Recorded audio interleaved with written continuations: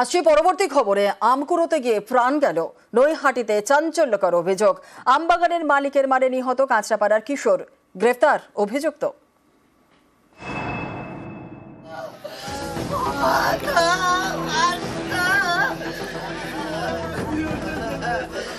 আম কুড়াতে গিয়ে প্রাণটাই চলে গেল। চাঞ্চল্যকর ঘটনা উত্তর 24 পরগনার নৈহাটিতে।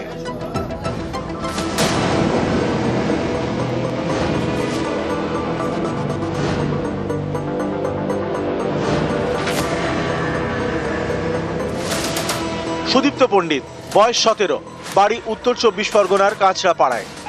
মামার বাড়ি নৈহাটির শিবদাসপুরে। মামা শ্রাদ্ধের কাজে বৃহস্পতিবার সেখানে যায়। শ্রাদ্ধের পর দুজন বন্ধুর সঙ্গে পাড়ায় ঘুরছিল। তখন তাদের নজরে পড়ে একটি বাগানে আম পড়ে রয়েছে। সেই আম কুড়োতে গিয়েই বিপদ। তিনজনকে তাড়া করেন আমবাগানের মালিক মোহাম্মদ ফারাদ মণ্ডল। দুই বন্ধু সেখান থেকে পালিয়ে গেলেও সুদীপ্ত পালাতে পারেনি। স্থানীয়দের অভিযোগ, তাকে আমবাগানের মালিক চড় ঘুষি মারে। মারধরের পর আমবাগানেই পড়েছিল সুদীপ্ত। হাসপাতালে নিয়ে গেলে তাকে মৃত বলে ঘোষণা করা হয়। আমবাগানে একটা আম যেভাবেই হোক ছিঁড়েছে, ছিঁড়তে যে আমবাগান মালিক পিটিয়ে মেরে তাড়া করে পিটিয়ে। আমরা চাই দোষীর ফাঁসি চাই, ফাঁসি। চোর ঘুষি তো এখানে মারপিট হয়েছে, একজন ছিল, একজন অ্যারেস্ট হয়েছে। বলা যাবে আমকে কেন্দ্র করে। অভিযুক্ত মোহাম্মদ ফারাদ মণ্ডলকে শুক্রবার গ্রেপ্তার করে শিবদাসপুর থানা। কিন্তু এতেই বিষয়টি থেমে থাকেনি। এই ঘটনা ঘিরে এলাকায় উত্তেজনা ছড়ায়। অভিযুক্তের বাড়িতে আগুন লাগিয়ে দেন গ্রামবাসীরা। শিবদাসপুর থানার সামনে কল্যাণী এক্সপ্রেসওয়েতে ঘণ্টা খানেক ধরে বিক্ষোভও দেখান। উত্তর 24 পরগনা থেকে অরুণ ঘোষ, নিউজ 18 বাংলা। উত্তর 24 পরগনার স্বরূপনগরে মাটি মাফিয়া দৌরাত্ম্য। নদীর পার কিংবা চাষের জমি থেকে মাটি কেটে পাচার হচ্ছে। রমরমিয়ে চলছে বেআইনি কারবার। আর মাফিয়া দৌরাত্ম্যে আতঙ্কিত হয়ে রয়েছেন স্থানীয়রাই। সমস্যা সমাধানের আশ্বাস দিয়েছে তৃণমূলের পঞ্চায়েত প্রধান এবং বিধায়ক।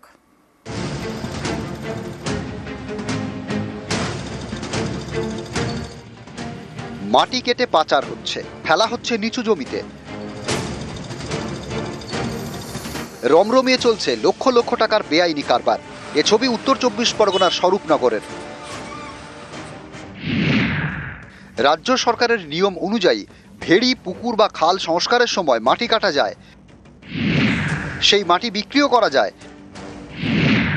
কিন্তু স্বরূপনগরে নদীর পাড় এবং চাষের জমি থেকে মাটি কাটা হচ্ছে, যা বেআইনি।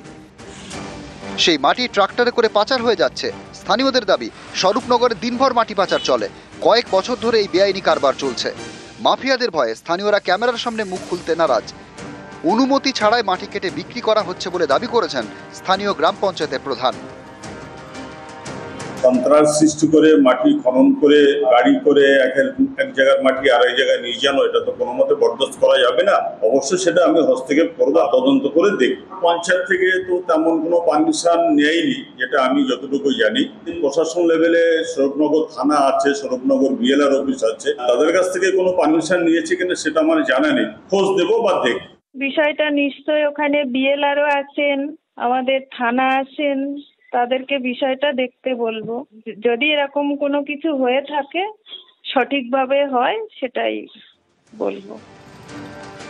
স্বরূপনগরে মাটি মাফিয়ার দৌরাত্ম্য, এ নিয়ে এলাকায় আতঙ্ক। পরিবেশ ভারসাম্য হারাচ্ছে। মাটি পাচার কবে বন্ধ হবে, অপেক্ষায় স্বরূপনগর। উত্তর 24 পরগনা থেকে অনুপম সাহা, নিউজ 18 বাংলা। আর এক ফোনে বাংলায় এবার নজর রাখতে হচ্ছে ওয়েদার আপডেটের দিকে। কিছুটা স্বস্তির বার্তা, কারণ তীব্র গরম গত কয়েকদিন ধরে চলছিল। কিছুটা স্বস্তির বার্তা জানাচ্ছে হাওয়া অফিস। দক্ষিণবঙ্গে বিক্ষিপ্ত বৃষ্টির পূর্বাভাস। 4 থেকে 5 দিন হালকা থেকে মাঝারি বৃষ্টি হবে। আর কি বলছে হাওয়া অফিস, আপডেট নেব। আমাদের সঙ্গে রয়েছেন আমাদের প্রতিনিধি বিশ্বজিৎ সাহা। বিশ্বজিৎ, কিছুটা স্বস্তির খবর তাহলে, উইকেন্ডে বৃষ্টির সম্ভাবনা, কি বলছে হাওয়া অফিস? একদমই, বা আবহাওয়া যা রয়েছে তা অনুকূল পরিস্থিতি রয়েছে। বজ্রবিদ্যুৎ সহ বৃষ্টি এবং দমকা ঝোড়ো বাতাসের মতো পরিস্থিতি রয়েছে। বাতাসে জলীয় বাষ্প কিছুটা বেশি রয়েছে, তাই সকালের দিকে গরম এবং অস্বস্তি, একটু বেলা বাড়লে অস্বস্তিটা থাকবে। পশ্চিমের জেলায় অস্বস্তি বেশি হবে এবং তারপর বিকেল বা সন্ধ্যের দিকে ঝড় বৃষ্টির সম্ভাবনা। কলকাতা সহ দক্ষিণবঙ্গের সব জেলাতেই আগামী বুধ বৃহস্পতিবার পর্যন্ত ঝড় বৃষ্টির সম্ভাবনা থাকবে, কোথাও কম কোথাও বেশি। আগামী 48 ঘন্টার মধ্যেই কলকাতায় ঝড় বৃষ্টির সম্ভাবনা থাকবে এবং এই ঝড় বৃষ্টি কোথাও 30 থেকে 40 কিলোমিটার গতিবেগে, কখনো 40 থেকে 50 কিলোমিটার গতিবেগে ঝড় এবং বৃষ্টি হতে পারে। বজ্রবিদ্যুৎ সহ এই বৃষ্টি এবং ঝড়ের সম্ভাবনা বেশি থাকবে যে জেলাগুলিতে, সেই জেলাগুলি হলো বীরভূম, মুর্শিদাবাদ, নদিয়া, পূর্ব ও পশ্চিম বর্ধমান, পশ্চিম মেদিনীপুর এবং ঝাড়গ্রাম। তবে অন্যান্য জেলাতেও ঝড় বৃষ্টির সম্ভাবনা থাকবে প্রতিদিনই। তবে রবি এবং সোমবার এই দুদিন দক্ষিণবঙ্গের জেলাগুলিতে ঝড় বৃষ্টির দাপট একটু বেশি থাকবে এবং বিকেল ও সন্ধ্যের দিকেই এই ঝড় বৃষ্টির সম্ভাবনা বেশি বলেই জানাচ্ছেন আলিপুর আবহাওয়া দপ্তরের বিজ্ঞানীরা। একেবারে ধন্যবাদ বিশ্বজিৎ। দক্ষিণবঙ্গের খবর যখন জানলাম, আমরা একটু উত্তরবঙ্গের দিকেও নজর রাখি, কারণ উত্তরবঙ্গেও কিন্তু ভারী বৃষ্টির পূর্বাভাস রয়েছে। উত্তরবঙ্গের মোট 6 জেলায় ভারী বৃষ্টি হবে। কোন কোন জেলায় ভারী বৃষ্টি হবে জানবো। আমাদের সঙ্গে রয়েছেন আমাদের প্রতিনিধি পার্থ, আরো বিস্তারিত বলবে। পার্থ, উত্তরবঙ্গের 6 জেলায় ভারী বৃষ্টির পূর্বাভাস রয়েছে, হাওয়া অফিস কি বলছে, অর্থাৎ কোন কোন জেলায় ভারী বৃষ্টি হবে?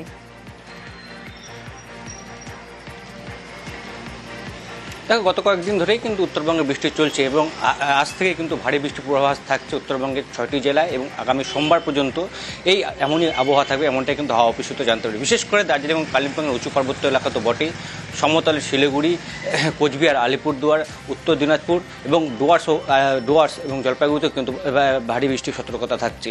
এবং গতকাল আমরা দেখেছি যে উত্তর দিনাজপুর, ইসলামপুর এবং ডুয়ার্স এবং শিলিগুড়িতেও কিন্তু বৃষ্টি হয়েছে রাতভর এবং সকাল থেকে আকাশ মেঘলা রয়েছে। এবং দার্জিলিং এবং কালিম্পং সেখানেও কিন্তু আকাশ মেঘলা রয়েছে।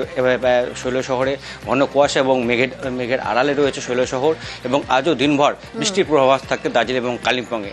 সমতলের জেলাগুলিতেও যে কথা জানাচ্ছিলাম, যে সমতলের জেলাগুলো অর্থাৎ শিলিগুড়ি, জলপাইগুড়ি, ডুয়ার্স, আলিপুরদুয়ার, কোচবিহার, আলিপুরদুয়ার, এমনকি উত্তর দিনাজপুর এবং চৌপতেও কিন্তু আজ দিনভর বৃষ্টির সম্ভাবনা থাকে। সব মিলে আগামী সোমবার পর্যন্ত এমনই আবহাওয়া থাকবে, এমনটাই কিন্তু জানাচ্ছে হাওয়া অফিস। একেবারে ধন্যবাদ।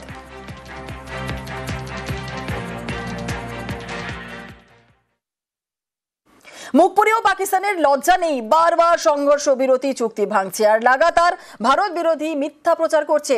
সে দেশের সেনা কর্তাদের ফাঁপা হুম্বিতম্বিও বন্ধ হয়নি। সীমান্তে উস্কানি, যুদ্ধ জিগির তোলার চেষ্টা, জঙ্গিদের মদত দেওয়া পাকিস্তানের বরাবরের স্বভাব। সেই পাকিস্তানের সেনাকর্তার মুখে আজব দাবি, পাকিস্তান নাকি শান্তি চায়। There can never be peace between India and Pakistan. Anyone who tries to violate our territorial integrity and sovereignty, our response will be brutal, our response will be swift and assured. We love peace. If you see the streets of Pakistan right now, we are not celebrating victory, we are actually celebrating peace. গত 22 April কাশ্মীরের পেহেলগাঁওয়ে হত্যা লীলা চালায় জঙ্গিরা, সবাই পাকিস্তানের মদতপুষ্ট। এর প্রত্যাঘাতে অভিযান চালায় ভারতীয় সেনা, নাম অপারেশন সিঁদুর। পাকিস্তান এবং পাক অধিকৃত কাশ্মীরে জঙ্গিদের ঘাঁটি গুঁড়িয়ে দেওয়া হয়। এরপরেও পাকিস্তানের শিক্ষা হয়নি, লাগাতার সংঘর্ষ বিরতি চুক্তি ভেঙেছে পাক সেনা, হামলা করেছে সীমান্তবর্তী গ্রামের নিরীহদের উপর। ভারতও জবাব দিয়েছে, পাকিস্তানে একের পর এক বিমান ঘাঁটি ধ্বংস করেছে। অপারেশন সিঁদুরে ভারতের ব্রহ্মাস্ত্র ছিল ব্রহ্মোস, সুপারসনিক ক্রুজ মিসাইলের পরাক্রমেই কুপোকাত পাকিস্তান। 15টি ব্রহ্মোসেই বাজিমাত ভারতের। 90 মিনিটে নিখুঁত অভিযান চালায় পাকিস্তানের মাটিতে। নিশানা করে পাক সেনার 11টি বিমান ঘাঁটি। ब्रह्मोस मिसाइल की ताकत को तो पाकिस्तान ने खुद स्वीकार कर लिया है। हमारे देश में एक कहावत काफी पुरानी है और वह है दिन में तारे दिखना।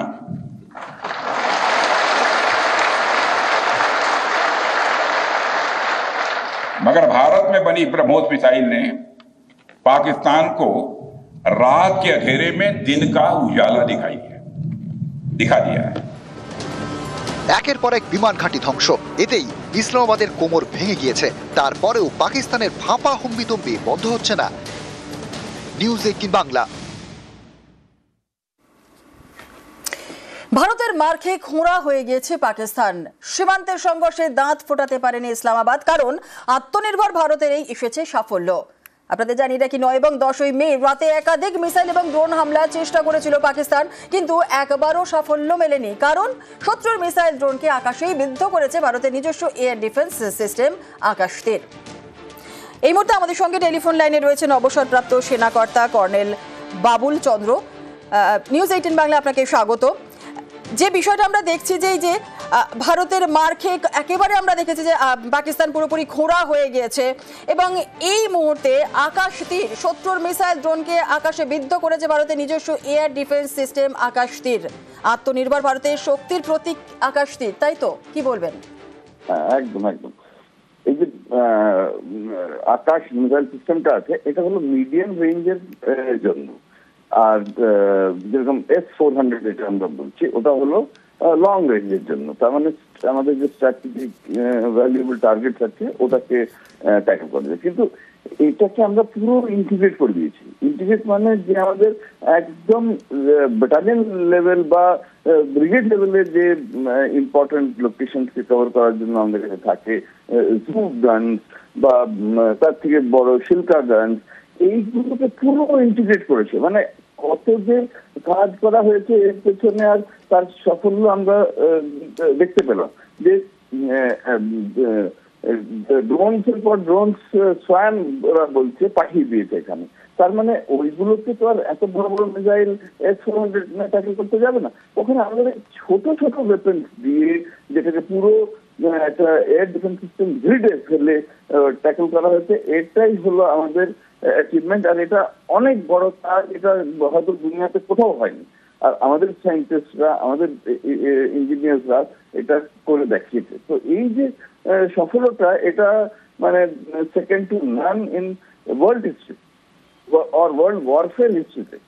তো এই যে আত্মনির্ভর ভারতের যে কাজটা হয়েছে যে ইনিশিয়েটিভে, তো এটা একটা অনেক বড় অ্যাচিভমেন্ট। আর আমাদের কিছুই করতে হয়নি, এয়ার পাওয়ার ইউজ করতে হয়নি, কোনো আমাদের প্লেন যে ওখানে অ্যাটাক করেনি ফিজিক্যালি, আমাদের ড্রোনস আর এইসব দিয়ে হয়ে গেছে।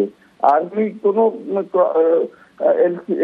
LOC বা বর্ডার ক্রস করেনি, নেভি কোনো অ্যাটাক করতে হয়নি। কিন্তু এই যে ইকুইপমেন্ট বর্ডারের এই পাশ থেকে বা LOC এর এই পাশ থেকেই আমরা অ্যাচিভ করে নিয়েছি, এটা একটা অনেক বড় সফলতা। ধন্যবাদ।